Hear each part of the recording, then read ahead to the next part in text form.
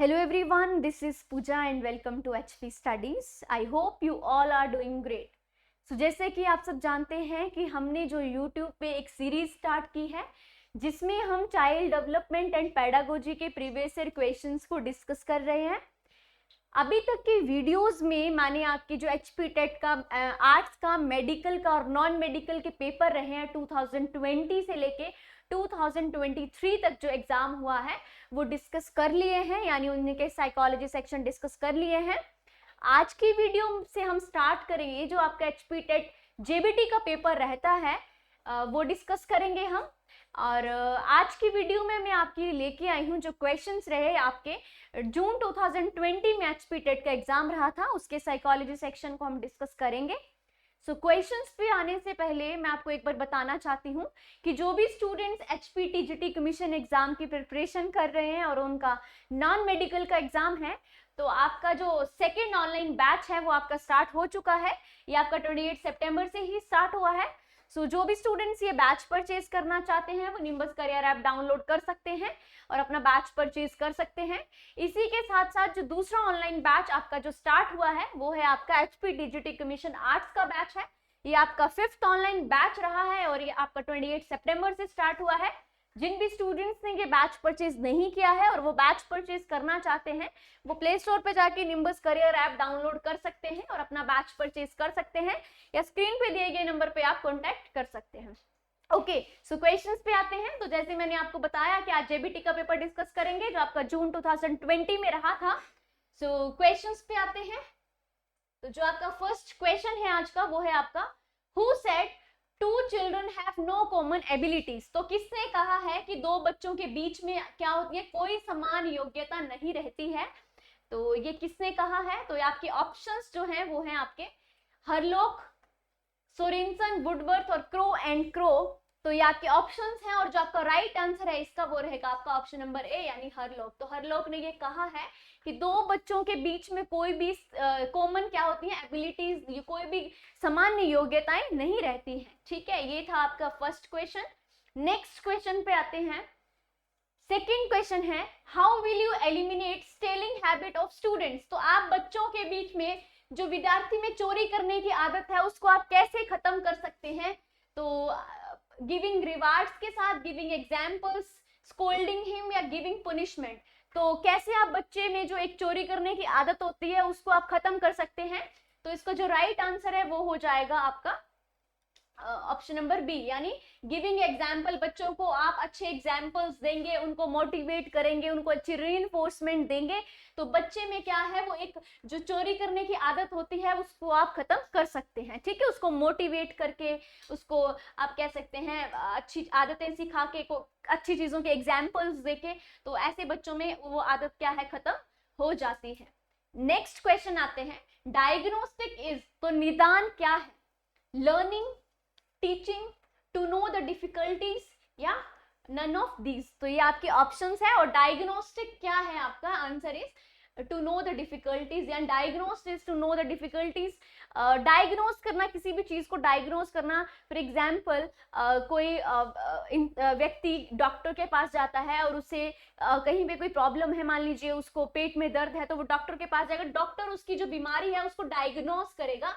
तो इसमें भी, रिसर्च में भी, एजुकेशन में भी कहते हैं कि चीजों को डायग्नोस करना, किसी थ्योरी पे अगर आप रिसर्च कर रहे हैं, किसी टॉपिक पे अगर आप रिसर्च कर रहे हैं तो उसमें जो प्रॉब्लम्स हैं उसकी उनको क्या करना, डायग्नोस करना। तो डायग्नोस्टिक का मतलब हुआ टू नो द डिफिकल्टीज, कठिनाइयों को जानने के लिए हम क्या करते हैं, निदान उसको कहते हैं। थर्ड क्वेश्चन पे आते हैं।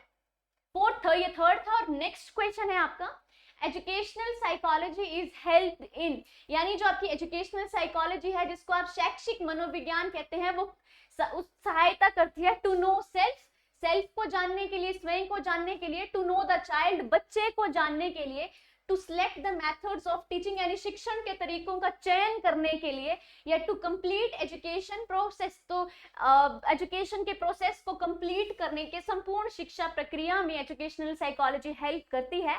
तो आपका जो राइट आंसर है वो हो जाएगा आपका ऑप्शन नंबर डी यानी to complete education education process, यानी शिक्षा में क्या करता है, उसके जो प्रोसेस है एजुकेशन का उसको कंप्लीट करने के लिए हेल्प करती है। क्या हेल्प करती है? Educational psychology. तो ये हो जाएगा आपका फोर्थ क्वेश्चन।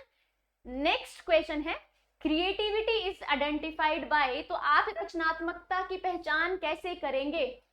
ओके, कैसे आइडेंटिफाई कर सकते हैं हम क्रिएटिविटी को? ओल्ड बिहेवियर, ड्राइंग के साथ, म्यूजिक के साथ, या न्यू रिजल्ट्स के साथ। तो कैसे आप क्रिएटिविटी को आइडेंटिफाई करेंगे? सो creativity is identified by new result. जब न्यू रिजल्ट्स आएंगे तो हमें पता चलेगा कि हाँ ये क्रिएटिविटी हुई है। फॉर एग्जाम्पल कोई बच्चा है और जब उसको पेंटिंग, मान लीजिए कि उसको पेंटिंग करना अच्छा लगता है, नेचुरली वो देख देख के या किसी को देख के या प्रैक्टिस करके पेंटिंग करना सीखता है, राइट? तो जब वो पेंटिंग कंपटीशन में पार्टिसिपेट करेगा, ओके, तो हमें पता चलेगा कि हाँ स्टूडेंट क्रिएटिव है, उसमें वो बिना सीखे बिना जाने ही अच्छी पेंटिंग कर लेता है। तो जब न्यूज रिजल्ट्स रहते हैं तो उसको हम क्या कहते हैं? क्रिएटिविटी कहते हैं। ठीक है, क्रिएटिविटी को कैसे हम आइडेंटिफाई कर सकते हैं? To know results. ठीक है, ये था आपका फिफ्थ क्वेश्चन। सिक्स्थ क्वेश्चन है ego integrity versus despair stage lies between, यानी जो आप कह सकते हैं अहंकार अखंडता है बनाम निराशा चरण के बीच स्थित है। किसके बीच में ये स्थित है? कौन सी एज ग्रुप के बीच में स्थित है? कौन सी? Integrity versus despair stage.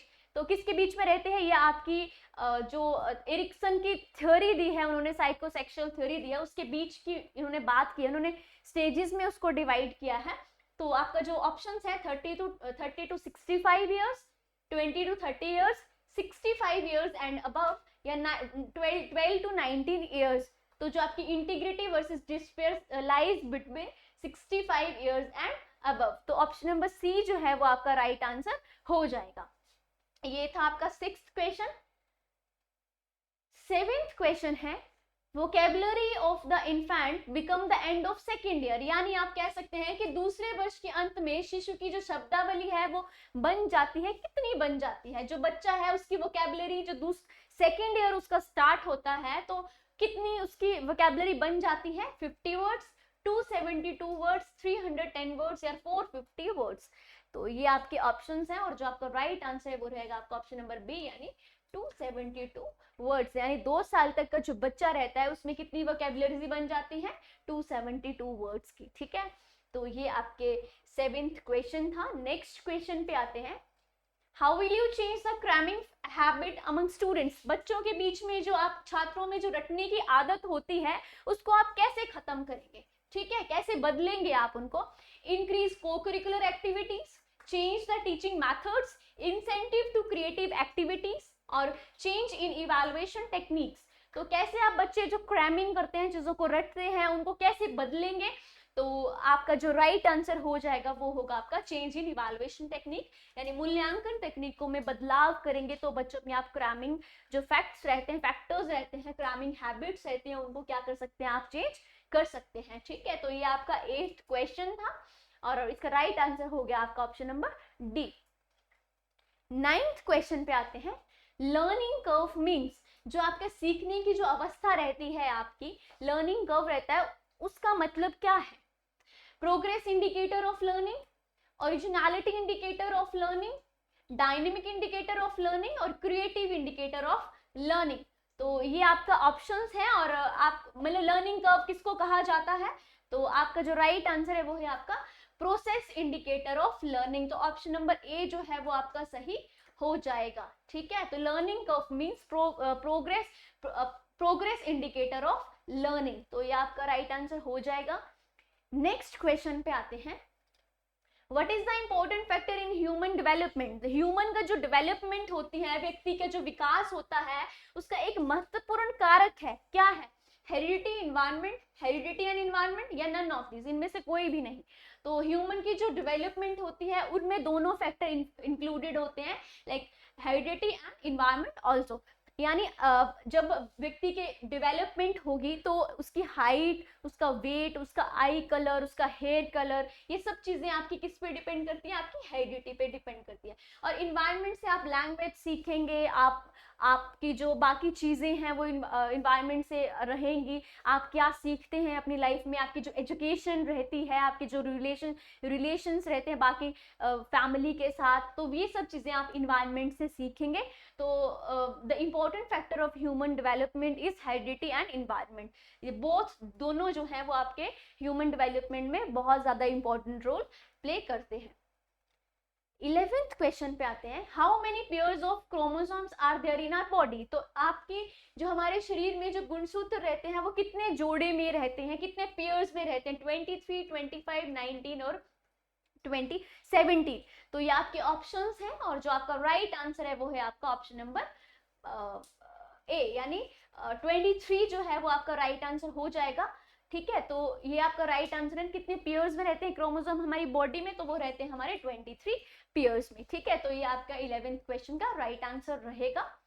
12th question पे आते हैं, the psychological method of individual study a child, यानी किसी बच्चे के व्यक्तिगत अध्ययन की मनोवैज्ञानिक विधि है। तो कौन सा साइकोलॉजिकल मेथड रहेगा आपका इंडिविजुअल की स्टडी पे। तो रेटिंग स्केल है, क्वेश्चनर है, केस स्टडी है, एक्सपेरिमेंटल मेथड है। मेथड्स जो है वो काफी इंपॉर्टेंट रोल प्ले करते हैं आपके एग्जाम में। तो कौन सा साइकोलॉजिकल मेथड है जो इंडिविजुअल की स्टडी में, बच्चे की जो इंडिविजुअल की स्टडी करते हैं उसमें काफी इंपॉर्टेंट रोल प्ले करता है, तो वो है आपका केस स्टडी। यानी इंडिविजुअल की जब हम स्टडी करते हैं, किसी व्यक्ति की जब स्टडी करते हैं, तो कौन सा मेथड होता है, केस स्टडी मेथड होता है, क्योंकि हम इंडिविजुअल पे जब हम स्टडी करेंगे तो इसके एक पर्टिकुलर प्रॉब्लम पे हम स्टडी करेंगे। ठीक है, तो उसको हम क्या कहेंगे, केस स्टडी।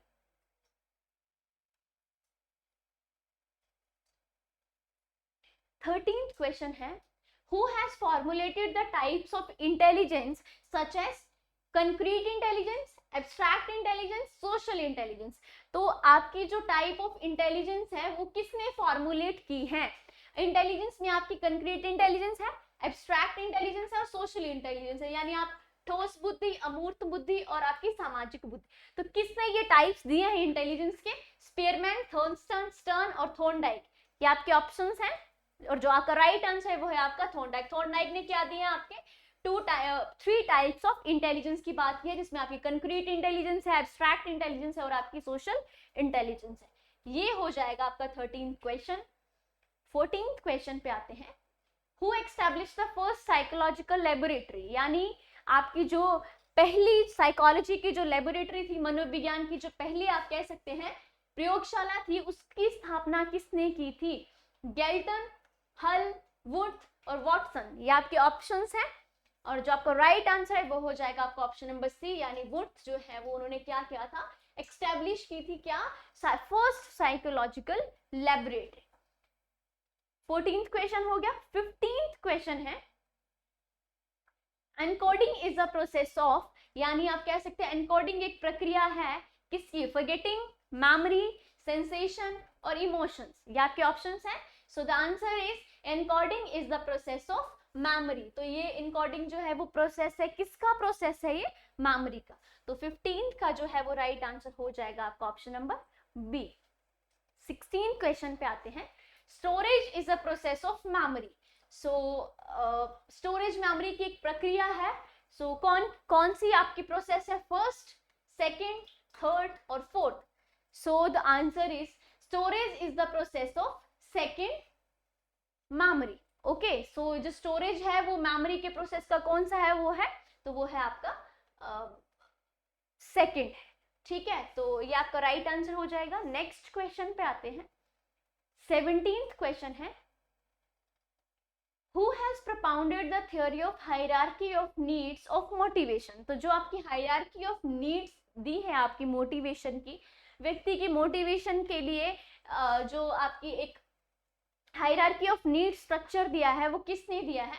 ऑप्शन है आपके मैस्लो आपके ऑप्शन में है, मॉरर आपके ऑप्शन में है, हंटिंगटन आपके ऑप्शन में है और मैकलैंड जो है आपके ऑप्शन में है। तो आपका जो राइट आंसर हो जाएगा वो रहेगा आपका ऑप्शन नंबर ए, यानी AH।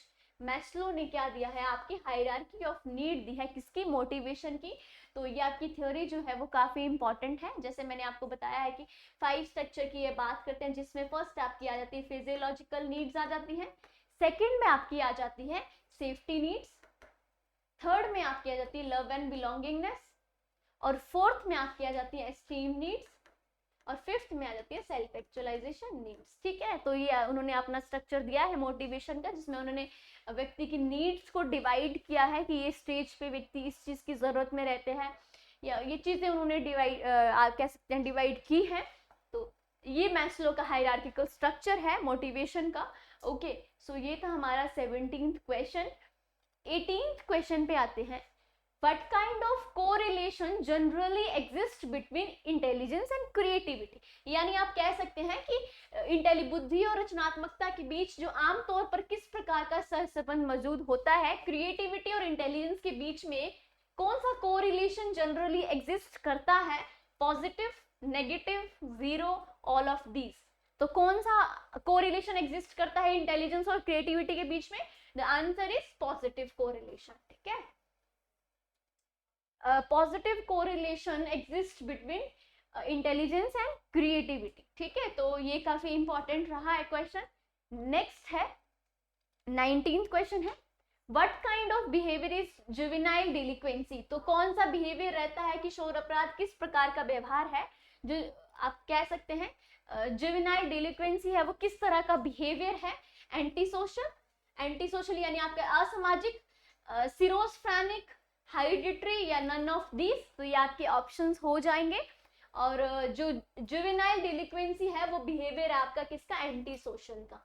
ठीक है, तो ऑप्शन नंबर ए जो है वो राइट हो जाएगा आपका किसका? क्वेश्चन नंबर 19 का। 20th क्वेश्चन पे आते हैं। द एक्टिविटी टेक्निक इज, यानी जो गतिविधि तकनीक है वो क्या है?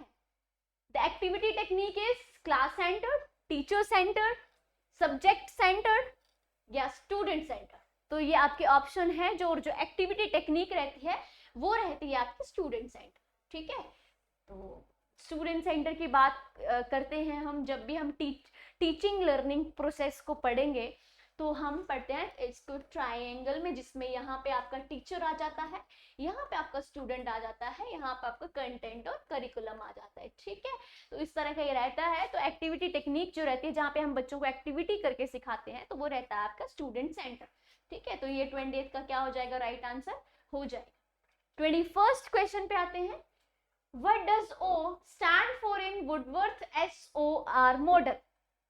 जो वुडवर्थ ने अपना SOR मॉडल दिया है उसमें O कहाँ स्टैंड करता है? ऑप्शन है स्टिमुलस, ऑर्गेनिज्म, रिस्पॉन्स, बिहेवियर। ये आपके ऑप्शंस हैं। और जो O स्टैंड करता है वो करता है आपका ऑर्गेनिज्म में। जनरली आंसर में दिख ही रहा है कि O कहाँ स्टैंड करता है, तो ऑर्गेनिज्म के साथ। बाकी में आपका यहाँ हो जाएगा ये स्टिमुलस। ओके, नेक्स्ट आपका R हो जाएगा रिस्पॉन्स। ठीक है, ये आपके हो जाएंगे और O में आपका आ जाएगा ऑर्गेनिज्म। ठीक है, तो वुडवर्थ ने जो आपकी अपनी SOR मॉडल दिया है उसमें O स्टैंड करता है आपका ऑर्गेनिज्म यानी जीव। और स्टिमुलस उत्तेजना आ गया और रिस्पॉन्स आपकी प्रतिक्रिया आ गया और बिहेवियर आपका व्यवहार आ गया। ठीक है, तो ये आपका था क्वेश्चन नंबर 21 और राइट आंसर है आपका option number B. Next question पे आते हैं। डेवलपमेंट इज अ प्रोसेस, व्यवहार जो है वो एक प्रक्रिया है। स्प्लिट, कॉन्टिन्यूअस, होल और ब्रोकन, ये आपके ऑप्शंस हैं। सो द आंसर इज, तो development is a process of continuous. आप सब जानते हैं जब भी हम इसके बारे में पढ़ते हैं तो जनरली हम अगर अपनी लाइफ के साथ इसको रिलेट करके देखें practically, so development is a definitely continuous process. कैसे? क्योंकि डेवलपमेंट जो है वो वूम टू टूम चलती है। जैसे मैंने आपको बताया कि व्यक्ति के जन्म के दौरान ही उसकी डेवलपमेंट स्टार्ट हो जाती है, गर्भाधान से ही उसकी डेवलपमेंट विकास स्टार्ट हो जाता है और उसकी लास्ट मृत्यु तक, डेथ की स्टेज तक व्यक्ति की डेवलपमेंट होती रहती है। चाहे वो आप फिजिकल सेंस में देखें, चाहे आप इमोशनल में देखें, फिजिकल डेवलपमेंट में देखें, इमोशनल डेवलपमेंट में देखें आप, या सोशल डेवलपमेंट में देखें, तो ये सब चीजें आप किस में रहती है? कॉन्टिन्यूअस प्रोसेस रहता है क्या? डेवलपमेंट। ठीक है, तो ये 22nd क्वेश्चन था। 23rd पे आते हैं। The school of behaviourism was originated by, तो जो स्कूल ऑफ बिहेवियरिज्म है वेरी इंपॉर्टेंट, काफी ज्यादा इंपॉर्टेंट ये आपके लिए रहता है। सो बिहेवियरिज्म का जो स्कूल है वो किसने ओरिजिनेट किया था? तो ऑप्शन है आपके JB Watson, Freud, Carl Jung, none of this. इनमें से कोई भी नहीं. So the father of behaviourism is the JB Watson. तो ऑप्शन नंबर ए जो है वो राइट आंसर हो जाएगा. Okay, so the school of behaviourism was originated by JB Watson. तो जेबी वॉटसन जो है वो आपका राइट आंसर हो जाएगा. नेक्स्ट क्वेश्चन है, each gene is made up of. जो प्रत्येक जीन डैश से बना है, किससे? DNA, RNA, chromosome, all of these. तो each gene is made up of DNA. तो ऑप्शन नंबर ए जो है वो क्या हो जाएगा आपका राइट आंसर हो जाएगा. ठीक है, ये था 24th क्वेश्चन. नेक्स्ट क्वेश्चन पे आते हैं. 25th क्वेश्चन है, कॉन्वर्सेशन इज एग्जाम्पल ऑफ. जो आपकी वार्तालाप रहती है इसका उदाहरण है. किसका उदाहरण है? Sensory motor period, pre operational period, concrete operational period और फॉर्मल ऑपरेशनल पीरियड. तो आपका जो राइट आंसर है, जो conversation is example of concrete operational stage. ठीक है, तो ये जो आपका टॉपिक रहा है, ये रहा आपके पियाजे की स्टेजेस से. ठीक है, पियाजे ने जो अपनी कॉग्निटिव डेवलपमेंट की स्टेजेस दी है ना, उसमें ये रहते हैं. तो जो पहली स्टेज है उनकी वो है sensory motor stage. Second stage जो है वो उनकी रहती है प्री ऑपरेशनल. थर्ड है उनकी कंक्रीट ऑपरेशनल एंड फोर्थ है उनकी फॉर्मल ऑपरेशनल. ठीक है, तो ये आपका राइट आंसर हो जाएगी. यानी conversation is example of concrete operational stage, ठोस परिचालन चरण. ऑप्शन नंबर सी जो है वो राइट आंसर हो जाएगा. 26 क्वेश्चन पे आते हैं. Physical development is the field of. यानी जो फिजिकल डेवलपमेंट रहती है वो किसके क्षेत्र में रहती है? तो किसके फील्ड में रहती है आपकी physical development? Growth of bones. Development में आपकी बोन्स की ग्रोथ होती है. Growth of nervous system, nervous system की आपकी यानी तंत्रिका तंत्र की वृद्धि रहती है. ग्रोथ ऑफ मसल्स यानी आपकी मांसपेशियों की वृद्धि रहती है, या all of these. So the answer is, so physical development is the field of all of these. यानी growth of bones is true, growth of nervous system also and growth of muscles. तो ये सब जो है वो आपके किस में रहते हैं? फिजिकल डेवलपमेंट की फील्ड में रहते हैं. तो आपका राइट आंसर हो जाएगा ऑप्शन नंबर डी. ठीक है, ऑल ऑफ दीज इसका राइट आंसर हो जाएगा. 27th क्वेश्चन पे आते हैं. Autonomy versus shame and doubt is the stage between. तो जो आपकी स्वायत्ता बनाम शर्म और संदेह के बीच का चरण है, autonomy versus shame and doubt, जो आपकी स्टेज है वो कौन सी उम्र के बीच में रहती है? 0 to 1 year, 46 year, 2 to 3 years और 11 to 12 years. तो ये आपके ऑप्शंस हैं. So the right answer is option number C, 2 to 3 years. यानी autonomy versus shame and doubt is the stage between 2 to 3 years. ठीक है, तो ये रहती है आपके 2 to 3 years के बीच में. ठीक है, तो ये आपकी कौन सी थ्योरी है? एरिक्सन ने जो अपनी थ्योरी दी है उस थ्योरी से ये क्वेश्चन आपको पूछा गया है. 28th क्वेश्चन पे आते हैं. Animism nature found in the child during which stage. जो जीवदान की प्रकृति है वो किस अवस्था में बच्चे में पाई जाती है? तो कौन सी स्टेज में बच्चे में पाई जाता है? तो इड, ईगो, इड आपके ऑप्शन में है, ईगो एंड सुपर और ऑल ऑफ दीज. तो आपका जो राइट आंसर हो जाएगा वो हो जाएगा आपका इड. यानी animism nature found in the child during the id stage. ठीक है, इड स्टेज में आपका रहता है. ठीक है, नेक्स्ट क्वेश्चन है, ओरिजिनलिटी ट्रेट फाउंड इन. यानी आपकी जो मौलिकता के लक्षण पाए जाते हैं, किस में पाए जाते हैं? ये जो ट्रेट है, ओरिजिनलिटी के ट्रेट्स हैं, वो कहाँ पाए जाते हैं? Child of rich family, child of poor family, creative child और इन एवरेज चाइल्ड. तो ये आपके ऑप्शंस हैं और जो आपका राइट आंसर है वो हो जाएगा आपका ऑप्शन नंबर सी, यानी creative child. So originality traits found in creative child. जो मौलिकता के लक्षण पाए जाते हैं वो पाए जाते हैं आपके जो रचनात्मक बच्चे होते हैं उनके बीच में पाए जाते हैं. तो ऑप्शन नंबर सी जो है वो राइट आंसर हो जाएगा. नेक्स्ट क्वेश्चन पे आते हैं. Who conducted the experiment on forgetting. यानी भूलने का जो प्रयोग है वो किसने किया था? तो ऑप्शन है आपके एबिंगहॉस, वुडवर्ड, स्ट्रॉट और none of these. Who conducted the experiment forgetting पे जो एक्सपेरिमेंट किया था, भूलने पर जो आपका एक्सपेरिमेंट किया था वो किया था आपके एबिंगहॉस ने. तो ऑप्शन नंबर ए जो है वो आपका राइट आंसर हो जाएगा। ठीक है, तो ये थे आपके क्वेश्चंस आज के, ये 30 क्वेश्चंस थे आपके। तो उम्मीद है कि आपको ये समझ में आए होंगे। जो भी, क्योंकि आपका भी जेबीटी का एग्जाम अभी बहुत ही जल्द होने वाला है, जिस तरह से नोटिफिकेशन आपकी दी गई है। सो इससे पहले आप प्रिपरेशन आपकी चल रही होगी, तो ये जो प्रीवियस ईयर क्वेश्चंस आप एक बार कर लेंगे। बहुत बार जो है वो क्वेश्चन रिपीट रहते हैं और हर बार रहते हैं, कम से कम भी आपके 5 से 6 क्वेश्चन आपके प्रीवियस ईयर से रहते ही रहते हैं। ये तो मतलब अभी तक जितने पेपर हुए हैं उनमें से हुआ है। सो आपने ये नोट डाउन कर लेने हैं अच्छे से, और इनको आपने जो इनमें इंपॉर्टेंट बाकी पॉइंट्स हैं वो भी आपने नोट डाउन करने हैं साथ साथ में। एक ऑप्शन के बाद जो 3 ऑप्शन रहते हैं वहां से भी क्वेश्चंस बनते हैं, तो वो भी आपने नोट डाउन कर लेने हैं। सो जो स्टूडेंट्स जेबीटी टेट देने वाले हैं उनके लिए ये लेक्चर, ये वीडियो बहुत ही ज़्यादा इंपॉर्टेंट रहने वाली है।